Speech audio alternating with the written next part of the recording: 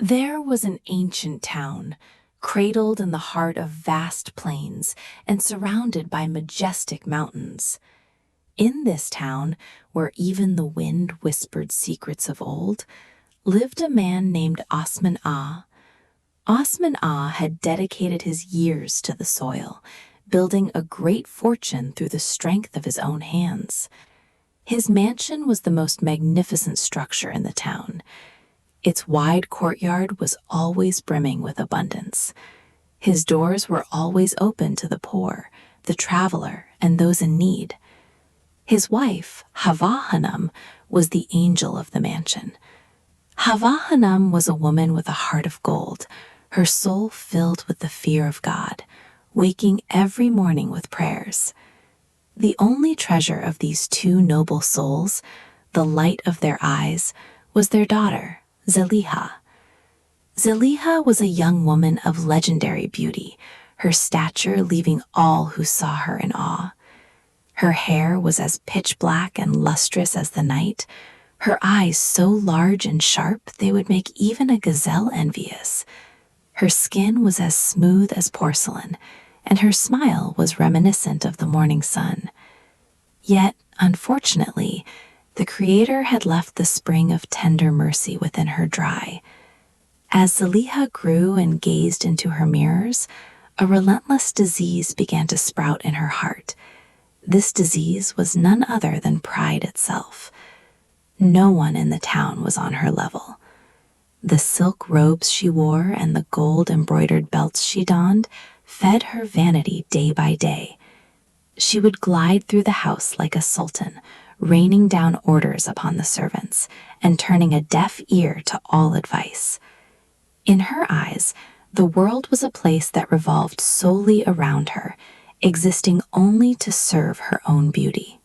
Witnessing her daughter in this state, Hava Hanum would weep in secret, soaking her prayer rug with tears as she pleaded. "My Lord," she would beg, "bestow mercy and humility upon my child's heart." Yet Zeliha, oblivious to these prayers, would stand before the mirror every morning as soon as she woke, gazing at her reflection for hours. She dreamed of that imaginary, flawless prince on a white horse who would one day arrive at her door with steeds and carriages. To her, marriage was not a lifelong companionship, but a coronation that would add power to her power and splendor to her splendor. One autumn afternoon, at a time when the sky was painted crimson and the wind swept withered leaves across the courtyard, there was a timid knock on Osman Ah's heavy carved door. The visitors were Bakir the blacksmith, one of the town's most honorable and honest men, and his elderly, radiant mother. Bakir was a young man who had been forging iron since childhood. His hands were calloused, and his face slightly darkened by the soot of the hearth, yet his brow was clear and his head held high. Devout in his prayers, and never casting an untoward glance at another's honor, he was a gem of a youth who shared his hard-earned, rightful bread with his mother. Bakir had seen Zeliha once years ago at the village fountain, and since that day he had nurtured a pure love for her in his heart. Having barely convinced his mother, he had brought her to Osman Ah's door to ask for her hand. Osman Ah welcomed the guests with great respect. He knew well of Bakir's honorable character and untainted morality. Bakir was one of the safest harbors to which a father could entrust his child. Coffee was served, conversations were held, and in accordance with tradition, Zeliha's hand was requested in the name of God and the word of the prophet. But Zeliha, listening to the proceedings from the next room, was driven mad with rage. Her eyes burned like fire, and her breath grew shallow. Immediately after the guests departed, dejected yet hopeful, a heavy, suffocating silence descended upon the room of the mud-brick house. Zeliha, perched in the place of honor upon the divan with a mocking and disdainful expression, did not even deign to look at her father when he entered the room. Her eyes were fixed solely on the intricate embroidery of her precious gown. When Osman Ah turned toward his daughter with a sorrowful and weary gaze, Zeliha uttered those words that pierced the silence like a dagger. "Father, you must have forgotten who I am. Did you truly deem a girl like me worthy of a blacksmith's apprentice, reeking of soot?" These cruel words seared Osman Ah's heart like a red-hot iron. Zeliha could not be restrained. She continued with arrogance, "Am I to waste my life away in that cramped, soot-filled house? The man who is my equal shall have horses, carriages, and mansions. He will provide me a life in palaces. Look at this beauty. Who in this town could possibly deserve me?" Hava Hanim struggled to swallow in the face of her daughter's merciless words. She approached her daughter softly, pleading as she reached out with trembling hands to touch her shoulder. "My daughter, my child, please do not do this. Beauty depends on but a single blemish. Wealth depends on but a single spark. Our Bakir is a boy as pure as a diamond. He would cherish you and never bring a forbidden morsel into his home. Is there any greater wealth for a woman than her husband's compassion? Please do not let your heart grow so dark." But Zeliha merely shrugged and pushed her mother's hand away. Osman Ah could bear it no longer. He stood up, his voice trembling. "Zeliha, pull yourself together, my daughter. These words of yours are an affront to God. Pride is the devil's favorite trait. Our prophet tells us that he who has even a mustard seed's weight of pride in his heart shall not enter paradise." "Who are you to look down so disdainfully upon a servant of God, one who seeks only a righteous livelihood? Wealth, possessions, and beauty are all but fleeting. In the end, it is only a pure heart that shall grant us salvation." Yet Zeliha met her father's profound counsel with nothing more than a mocking smile. The mountain of pride within her had grown so immense that the voice of truth could no longer scale those heights to reach her heart. Months chased months. Time flowed relentlessly onward. Tales of Zeliha's beauty spread like a legend, whispered not only through the town, but across the surrounding lands. One day, Mahmud Effendi, one of the wealthiest and most esteemed merchants from the neighboring town, came knocking at Osman Aga's door. They had come on behalf of his son, Selim. Having inherited his father's vast trade empire, Selim was a young man of exceptional education. He was a man of character and worldly experience. Yet by a stroke of fate from birth, he walked with a slight limp. Though he faltered slightly in his step, it cast no shadow upon the integrity of his heart. Osman Aga received the family with immense joy and honor. They embraced at the threshold. Selim's refined speech and mature outlook on life left a profound impression on Osman Aga. Hava Hanum served the guests with the finest hospitality. She carried a silver tray in her hands. Inwardly, she prayed without ceasing that her daughter would finally see reason and not turn away such a blessed opportunity. Once the guests had departed with the utmost respect, Osman Aga approached his daughter, his heart filled with hope and affection. "Do you see, my daughter? God has answered the desires of your heart. They are a family of both great wealth and great virtue, and Selim is a sensible young man who will provide for you like a queen. What say you to this union?" At these words, Zeliha's face contorted with sudden rage. Her composure was shattered. Her brow furrowed and sparks of fury seemed to fly from her eyes. Pride consumed her entire being. "Would you marry me off to that lame man, father? Never." "Look at my stature, my physique, the peerless beauty of my face. How could I possibly parade through the streets with a man who is incapable of even walking properly? Would people not look at me and laugh?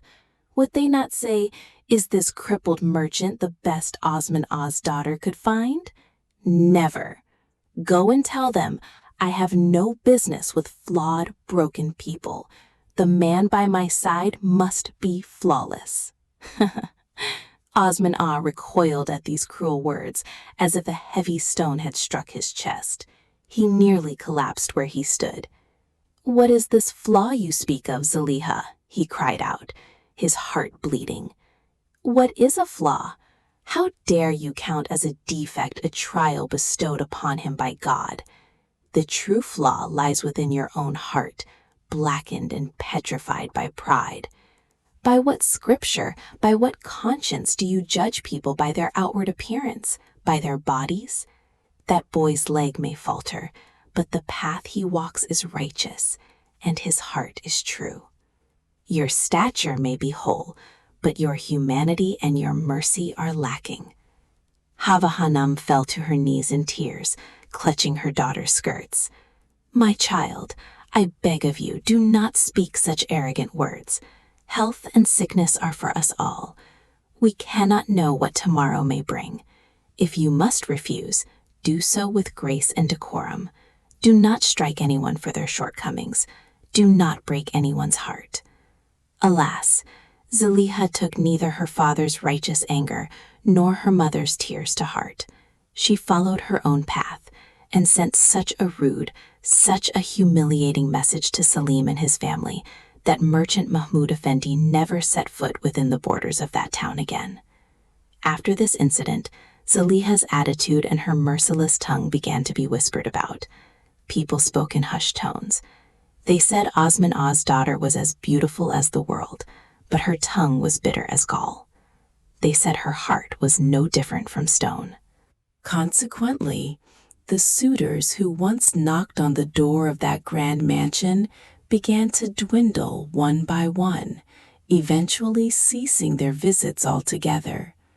Yet Zeliha remained blissfully unaware of the gravity of the situation. Every morning she would stand before her large silver mirror, combing her silken hair, continuing to live in the vanity of a dream where a flawless prince would one day arrive at her door in golden carriages. In her eyes, others simply could not reach her exalted status, and that was why they no longer dared to approach. Another full year slipped away. Zeliha's childhood friends and peers were marrying one by one, establishing their own homes and starting families. Every week, a wedding was held in the town, and the festive sounds of drums and pipes echoed from the houses. As Hava Hanum held and coddled her neighbor's grandchildren, her heart would ache, mixing warm tears with the prayer she offered for her daughter. Zeliha, when forced to attend these weddings, would scan the brides from head to toe, looking at their gowns, jewelry, and grooms with a scornful pearl of her lip. To herself she would say, "Even this plain, frail girl has married. A beauty like me remains single. Surely my destiny lies elsewhere. My place is in far grander, far more opulent palaces," she would boast, continuing to radiate arrogance to all around her. People had grown fearful of even approaching her. One day, on a spring morning when the trees were budding and the birds were chirping, that great door, which had remained silent for so long, was knocked upon once again. This time the visitor was Ibrahim, the son of the town's most respected and beloved scholar. Ibrahim was a man of knowledge and wisdom who devoted his days and nights to books and worship, a humble young man revered by all, carrying a profound radiance upon his face. He possessed little in the way of worldly wealth or property, living in a ramshackle house inherited from his father, yet his heart was filled with faith, virtue, and compassion. Osman-Ah perceived the knocking on this door as a grand divine grace descended from the heavens, a lifeline of salvation. Ibrahim's pure countenance and modest demeanor had brought solace to Osman-Ah's soul. He rushed to his daughter's side at once. This time he did not shout. Instead, he spoke in a pleading tone, nearly weeping. "My Zeliha, light of my eyes, my firstborn. Look, the son of Master Ibrahim the Haja has arrived. We could not find another youth in this town with such virtuous character and integrity.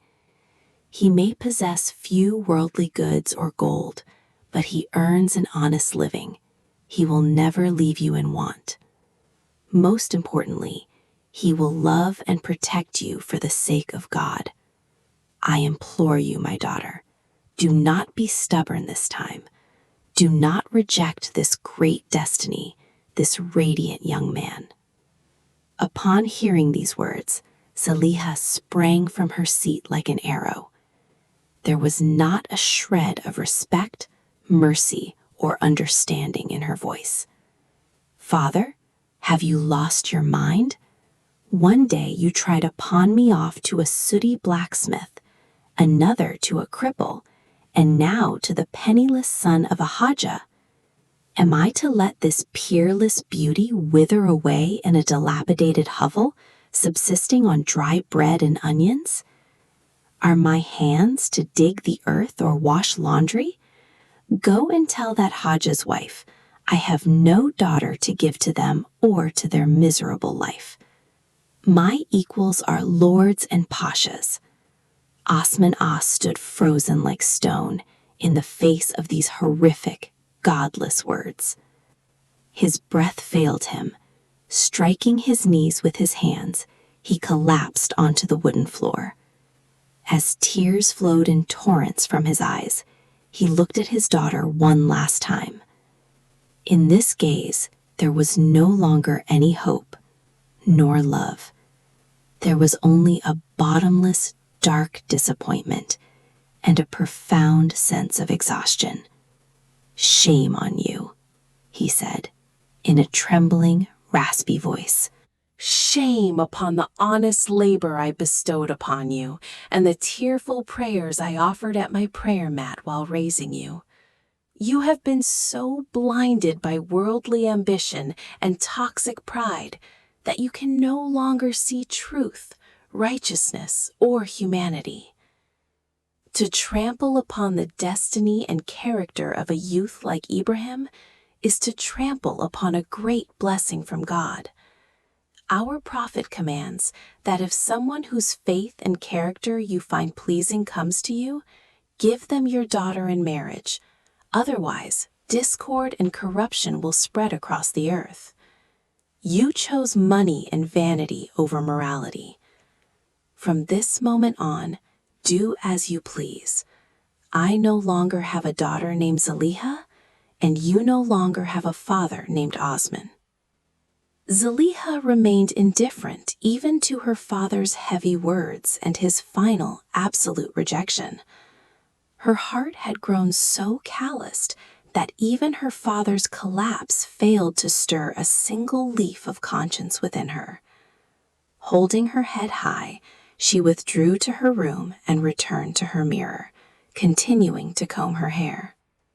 As the days followed one another, a stranger arrived in town from distant lands, said to be dressed in the most exquisite attire. He called himself Rustam. He rode a noble Arabian steed and wore a silver-engraved sword at his waist. To the outside observer, Rustam appeared to be the wealthy, flawless, and sophisticated gentleman Zeliha had dreamed of for years. The man spent gold freely in the town square, bestowing smiles upon everyone and speaking of his vast caravans. Mentioning his grand mansions in distant cities, Rustam had heard of Zeliha's legendary beauty. He arrived at the mansion's gate with a mountain of ornate gifts and a flamboyant entourage. The moment Zeliha saw Rustam through the window lattice, she said, "This is the man I have been waiting for all these years. The man worthy of my beauty and my glory has finally arrived." Her eyes were blinded by Rustam's lies and his hollow splendor. Osmana immediately sensed the devious, dark look in this man's eyes, the sheer falsity in his demeanor. For days, he pleaded with his daughter, "Don't do it, my child. This man's lineage is unknown. The source of his wealth is dubious. This will end in disaster," he had warned. But Zeliha would not listen to her father. She even threatened her mother, vowing to throw herself from the window if they did not allow the marriage.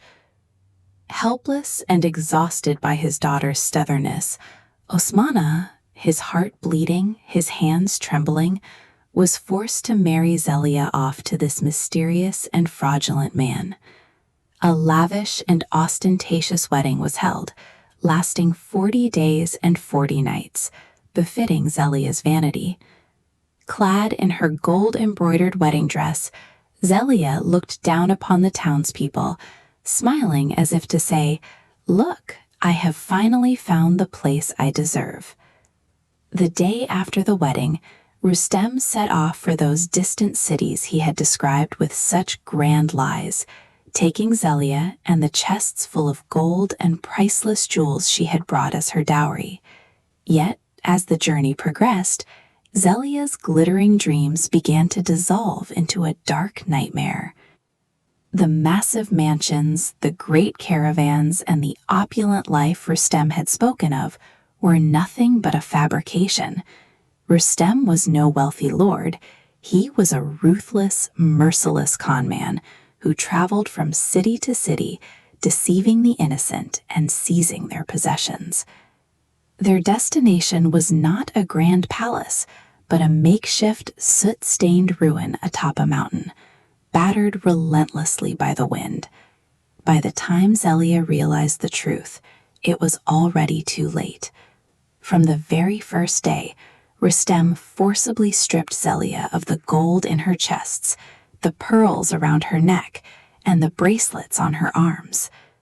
When Zeliha tried to protest, weeping and wailing, the pampered girl who had never heard a harsh word from her father in her life was struck down by Rustem's heavy and merciless blows.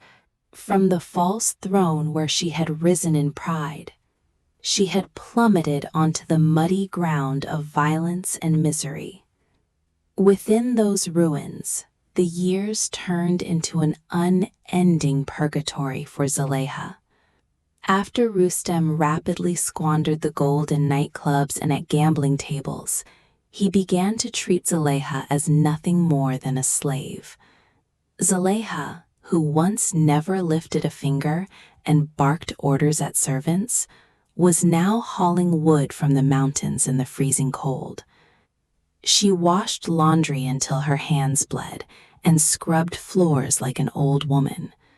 Her peerless beauty, in which she took such pride and deemed others unworthy of, had rapidly withered under the weight of beatings and hunger. Her silken hair had grown matted and coarse from the tears she shed and the grueling labor. Her porcelain skin was scorched and wrinkled by the sun. The luster of her large, bright eyes had faded, and her shoulders had slumped.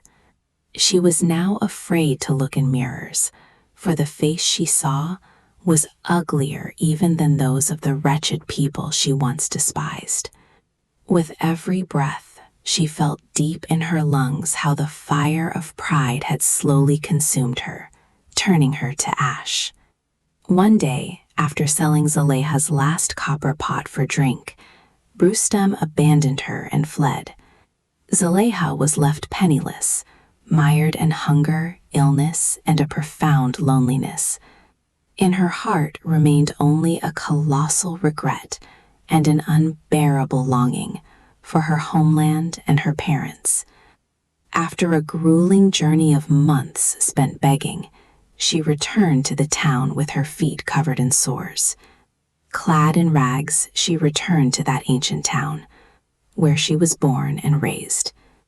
Yet she lacked the courage to lift her head and look at the streets or the people. In the very streets where she once paraded with pride, she now walked like a beggar, hiding her face behind an old shawl. She crept along the walls. Quickening her pace, she turned into the street of her own home. Arriving before the house she had once abandoned with pride, walking away without a single backward glance. She stood paralyzed by the sight that met her eyes. Her knees gave way, and her world crumbled around her. Osman-Ah's once prosperous hearth, a place forever brimming with guests and festive life, had been reduced to a virtual ruin over the passing years. The garden walls had collapsed, and wild weeds rising from between the stones now stood taller than a man. The plaster of the great mansion was peeling away. The curtains had yellowed with age, and the windows lay shattered. Zeliha would later learn that after she had fled with her deceitful husband, Osman-Ah could not endure the weight of the sorrow. Unable to withstand this betrayal by his own flesh and blood, he had been bedridden by grief and passed away shortly thereafter. The savings set aside for a rainy day had been stolen, and the abandoned fields had been plundered by opportunists. The great house stood as if orphaned, and the fire in Hava Hanum's hearth had gone cold. This venerable woman, once the matriarch of the estate, was now reduced to needing a mere morsel of bread and a single bowl of warm soup. Zeliha collapsed before the threshold, a heavy lump tightening in her throat. She lacked even a shred of dignity to step into that courtyard or to face her mother. The devastation wrought by her own pride and betrayal was shattering her heart into 1,000 pieces. Softly, with silent steps, she entered the courtyard like a thief in the night. Hava Hanum sat upon an old, tattered cushion in the corner of the courtyard, attempting to spin wool. With hands trembling beneath the sun, she labored to spin the wool. Her husband's sorrow, her daughter's inconceivable betrayal, and the crushing poverty of the passing years had utterly broken her. From endless weeping and watching the roads night after night, a veil had fallen over her eyes. The world around her was now nothing more than a blurred silhouette. As Zeliha beheld that scene and her mother's wretched state, it was as if red-hot flaming irons were being driven into her heart. She felt as though she could not breathe, as if her chest were tightening to the point of bursting. Silently, swallowing her sobs, she approached her mother and collapsed on her knees upon those cold stones. She rested her head upon her mother's frail, weary knees and began to weep bitterly, as if purging the venom she had harbored for years. Hava Hanum recoiled at first. With her failing eyesight, she could not discern who this wretched woman kneeling before her was. In a compassionate voice, trembling with bewilderment and a hint of fear, she asked, "Who are you, my child? What is your sorrow? Are you hungry? Are you thirsty? What is it you seek from me?" Zeliha could not lift her head for shame. Her voice was gone from weeping. Her throat felt torn. But at last, in a hollow, weathered, and trembling voice, she spoke. "Mother, it is I, your cold-hearted, ungrateful daughter, Zeliha. I have come to seek your blessing, Mother. Please, I beg you, forgive me. Let me kiss the soles of your feet. Let me sleep at your doorstep like a dog.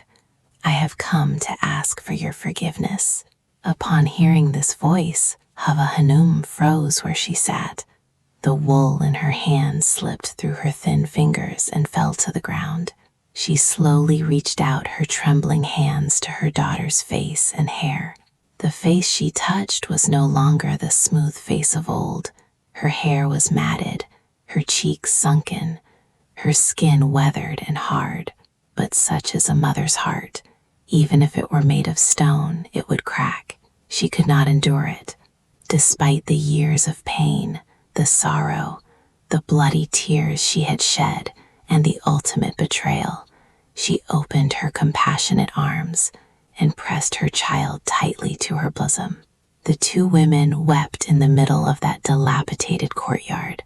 They held each other and wept for minutes, for hours, as if washing away all the sins and sorrows of the past. "Did I not tell you, my child?" said Hava Hanum, as her tears soaked her daughter's parched hair. "Did I not tell you that the devil always makes sin and pride look beautiful to man? Wealth and property are lies. Did I not tell you that pride is man's greatest enemy in this world?" Two souls at last found peace. "Look, that youth you trusted so much, that beauty that looked down upon everyone, could not save you. It could not protect you in this cruel world. But you are still my child. You are my life, my own flesh and blood. Now that God has granted you back to me safe and sound, with a repentant heart, nothing else matters. Those lost possessions, those ruined mansions, they are of no importance. My blessing is upon you, my daughter, until the hereafter, fully and unconditionally. May the Lord see your tears, accept your repentance, and forgive you." On that day, in that dilapidated house, Zeliha was virtually reborn in her mother's warm, forgiving embrace. Not a single trace of pride, that poisonous affliction, remained within her. Her body had withered, her beauty had faded, but her heart was finally purified at the end of that ruthless ordeal. From that day forward, Zeliha never left her mother's side for a single moment. The arrogant girl who once looked down upon the sweat of the villagers began to toil in the fields herself. She worked from dawn till dusk in the neighbors' vineyards and gardens for a meager daily wage. She labored with all her might to bring an honest living to her mother and that crumbling home. She went to the doors of the neighbors she once despised, asking for work with her head bowed in shame. Her hands became calloused and cracked, just like those of Bakir the blacksmith, whom she had once scorned. Her face grew even more weathered and parched from working under the sun, her back bent under the weight of heavy burdens. But she never complained, for she had finally realized that true beauty lies not in one's face, but in the sweat of one's brow and in one's compassion. As the townspeople witnessed her wretched yet dignified state, they both pitied her and took a profound lesson in how pride can utterly destroy a soul. Zeliha spent the remainder of her life serving her mother, repenting with tears upon her prayer rug every night, seeking the pleasure of Allah. And so, for the steed that reared up in pride and splendor and soared to the heavens to come crashing down into the earth, just how heavy, how devastating it is, she silently proved to the entire world.